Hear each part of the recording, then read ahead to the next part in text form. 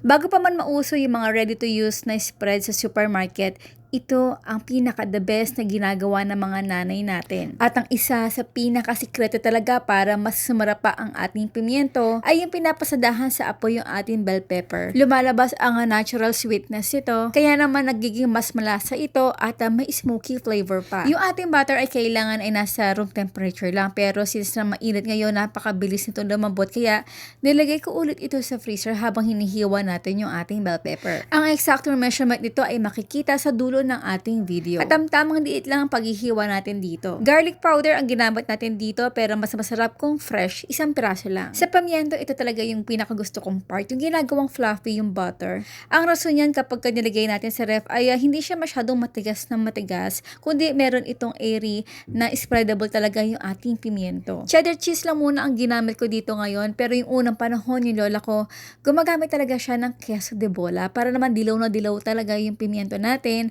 at mas malinamnam talaga. Sa mayonnaise naman, nakadepende na yan sa inyo kung gaano karami o kakonti, pero ako gusto ko kasi katamtaman na yung consistency. Ayan, so ilagay na natin yung ating bell pepper. Huwag kalimutan yung mga iba pang mga pampalasa katulad ng pepper, salt at kaunting sugar para pampabalance. At alam ko hanggang ngayon, ayan, nanonood pa rin kayo hanggang ngayon.